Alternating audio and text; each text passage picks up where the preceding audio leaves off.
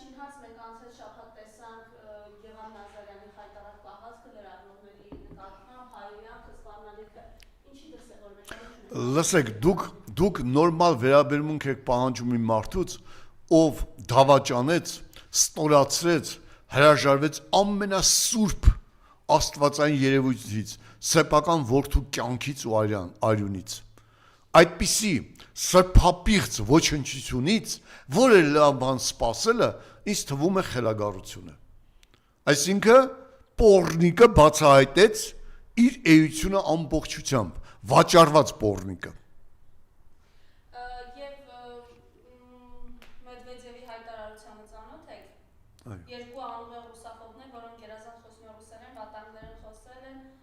անգլերեն են խոսել իրենց թերաժակության պատճառով։ Մեդվեդևը մեկնաբանել է Զելենսկու եւ Փաշինյանի հանդիպումը Տավեթաժողովի շրջանակում։ Դե գիտեք ինչ կա, ես արդեն ասացի, որ Զելենսկին այն մարդն է, ով 48 միլիոնանոց հսկա երկրից 18 միլիոն բնակչություն կորցրեց 30 միլիոն դարձրեց եւ այդ հսկա տնտեսական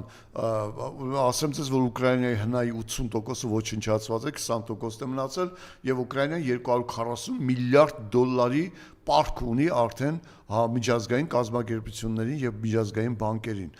ոնց կարող էր նման երկրի ղեկավարը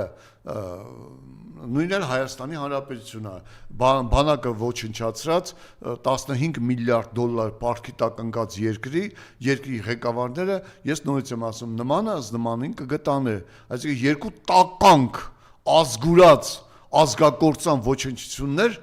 հանդիպեցին իրար